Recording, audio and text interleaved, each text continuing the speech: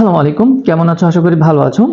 ভিডিওর শুরুতে হয়তো সবাই বুঝে গেছো যে এখানে কি নিয়ে ভিডিও করা হবে। অবভিয়াসলি এখানে কোরআন শরীফ শিক্ষা দেওয়ার বিষয়ে ভিডিও করা হবে, কিন্তু এটা অন্যান্য কোরআন শরীফ শিক্ষা দেওয়ার মতো না। এটা একটু আলাদা হতে চলেছে। এটা সম্পূর্ণভাবে ক্লাস বাই ক্লাস আমি এখানে শিক্ষা দিব, এবং একজন মাদ্রাসার ছাত্র যেভাবে শিখতে পারে, অর্থাৎ মাদ্রাসায় একটা স্টুডেন্ট দিনরাত 24 ঘন্টা পড়ার পরে কোরআন শরীফ যেভাবে শিখে, আমিও তোমাকে সেভাবেই শিক্ষা দেওয়ার চেষ্টা করব। কিন্তু সে যতটুকু সময় শিখে তোমার হয়তোবা তার থেকে বেশি সময়ও লাগতে পারে অথবা কম সময়ও লাগতে পারে। সেটা ডিপেন্ড করে তোমার শেখার আগ্রহের উপর এবং তোমার মেধার উপর।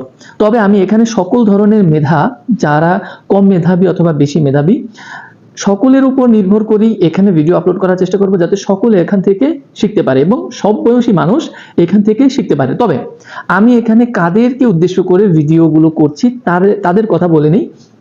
মনে করো কোনো স্কুলের স্টুডেন্ট, অর্থাৎ ধার্মিক কোনো মা বাবা যারা অফিসে চাকরি করে, তারা ব্যস্ততার কারণে অথবা তার লোকেশনে এমন কোনো উস্তাদ অথবা টিচার পাচ্ছে না।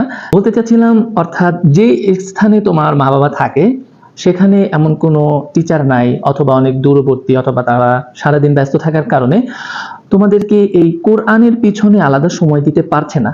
তারা শুধু স্কুল কলেজেই সময় দিতে দিতে তাদের সময় শেষ হয়ে যাচ্ছে। তাদের জন্য এই ভিডিওগুলো আমি এখানে পার্ট বাই পার্ট, মানে একদম কোরআনের শুরু থেকে হরফ থেকে শুরু করে জবরজের লাগিয়ে, তারপর একসাথে শব্দ শুরু করে কোরআন শরীফ শিখার আগ পর্যন্ত সম্পূর্ণ ভিডিও আপলোড করব।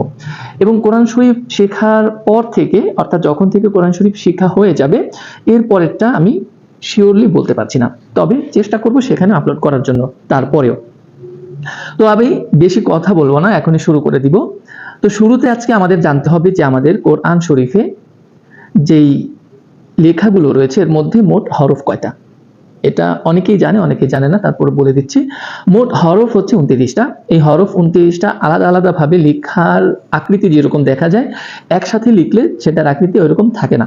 সেটা না হয় পরে বলবো, আগে বলছি যে এই অক্ষরগুলো, এই হরফগুলো দেখতে কেমন এবং এই হরফগুলো সকলে চিনো কিনা, এটা চেনা খুবই জরুরি।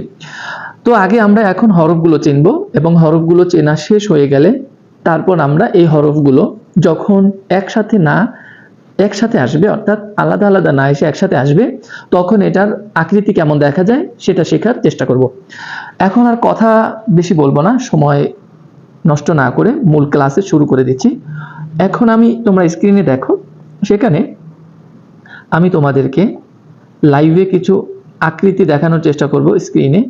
সেই আকৃতিগুলো দেখে তোমরা একটা জিনিস লক্ষ্য করবে যে প্রত্যেকটা হরফ কেমন দেখা যায়, এবং এই হরফগুলো যখন একসাথে আসবে, আলাদা আলাদা আসবে না, তখন এটার আকৃতি কেমন হবে।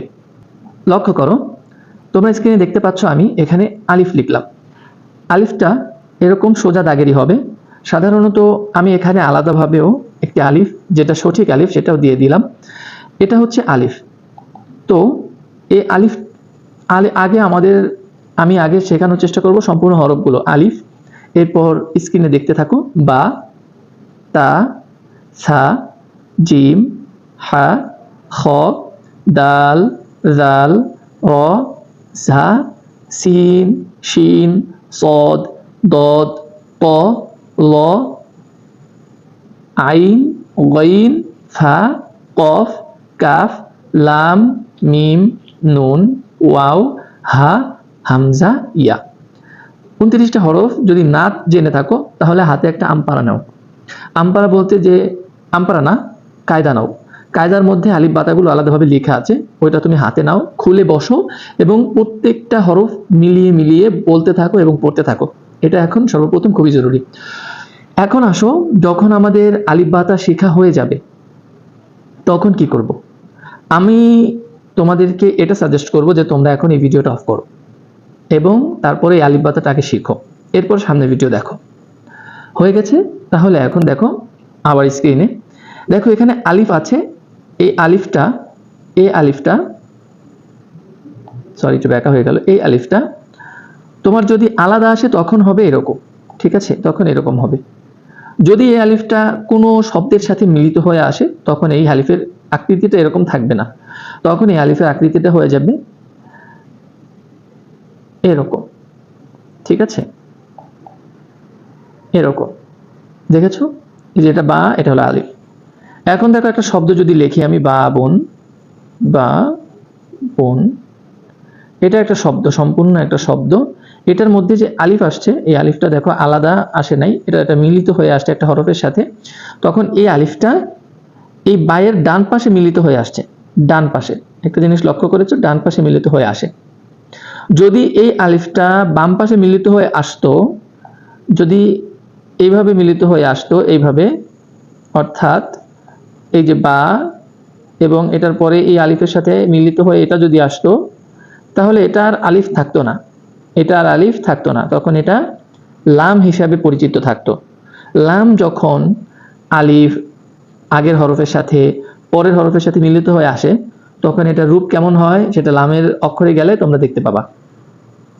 এখন দেখো এই আলিফটা যদি শুরুতে আসতো, একটা শব্দ মনে করো, এই হরফের এই শব্দের শুরুতে আসলে, দেখো ইনসান লিখলাম, এটা একটা শব্দ, পুরাটা মিলে একটা শব্দ ইনসানুন। এটার মধ্যে দেখো আলিফ আসছে শুরুতে একটা, এটা আলাদা হিসাবে আসছে। অর্থাৎ আলিফটা যদি একটা শব্দের শুরুতে আসে, তখন ওই আলিফটা আলাদা আসবে। যখন সে একা থাকে তখন যেভাবে থাকে, একটা শব্দের শুরুতে আসলে সেটা আলাদা থাকবে। দেখেছো? এখন যদি এই আলিফটা সামনে আর একটা আলিফ দেখো, এটাও আলিফ, এটা ডান পাশে মিলিত হয়ে আসছে। এটা আলিফ বুঝলাম কেমনে? এটা ডান পাশে মিলিত হওয়া, এই ডান পাশে এটা মিলানো, এই জন্য এটা আলিফ। এটা যদি হরফে একটা শব্দের মাঝখানে আসে আলিফটা, তাহলে এইভাবে আসবে। আর যদি শেষে আসে, তখন ওই আলাদাভাবেই আসবে। না, আলাদাভাবে আসবে না, তখন এই মাঝখানের যেটা আসলো, এই যে মাঝখানের হরফটা,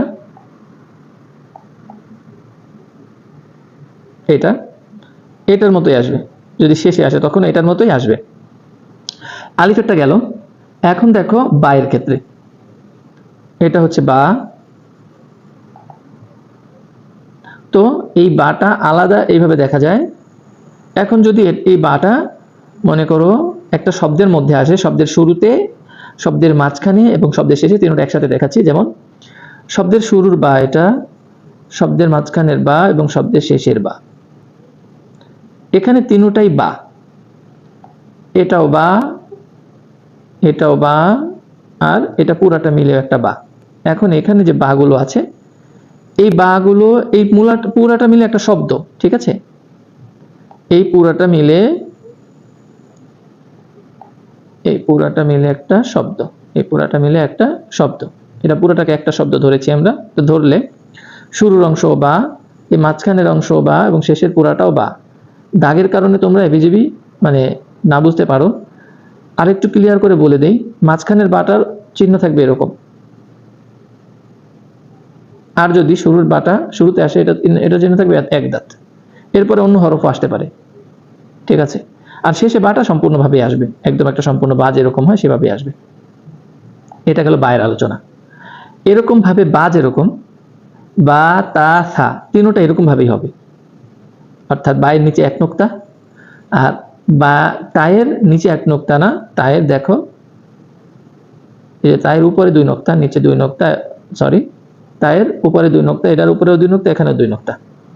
কিন্তু দাঁতের এই যে একটা উঁচু অংশ আছে, এই যে এটা একটা তা, এটা একটা তা, এটা আর একটা তা, তিনটা তা, ঠিক আছে? এই তা এখন একসাথে দেওয়ার কারণে অনেকে একটু বিভ্রান্ত হতে পারে, এই জন্য আলাদা যে তা, এরপর দিলাম সদ, এরপর দিলাম র, এই যেটা তা, এটা তা, এরপরে আর একটা হরফ আসছে সদ, এরপরে র। তো দেখো এখানে তায়ের আকৃতিটা এরকম, ঠিক আছে?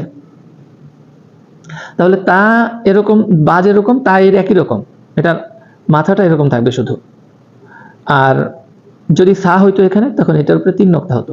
যেমন এই যে সা, তিন নোক্তা, তিন নোক্তা, তিন নোক্তা, তিনটাই সা।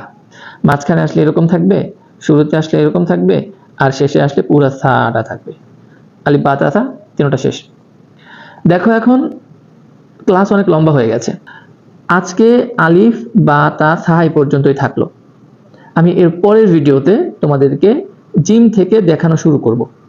তবে এখন কিছু কথা অনেক জরুরি।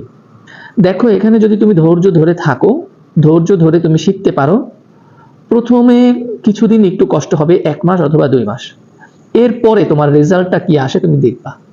তুমি অন্য জায়গায় শিখে এতটুকু উপকার পাবা না, কারণ আমি এখানে একটা বিশেষ টেকনিকের মাধ্যমে তোমাদেরকে শেখাতে বসেছি।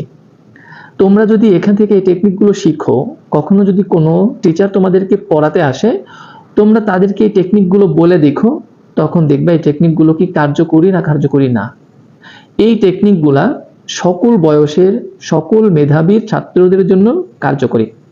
আজকে এটা ছিল প্রথম ভিডিও, তো এখানে আমি ভিডিওগুলো লম্বা করতে চাচ্ছি না, এজন্য শুধুমাত্র আজকে আলিফ এবং বা তা সা পর্যন্ত শিখালাম। এর পরের ভিডিওতে আমি সম্পূর্ণটা শিখাবো, আর আমার হাতে এখন সময়ও নেই, এজন্য আমি এখানেই শেষ করছি। বাকি ভিডিও আমি আগামীকাল রেকর্ড করব। আসসালামু আলাইকুম ওয়া রাহমাতুল্লাহি ওয়া বারাকাতুহু।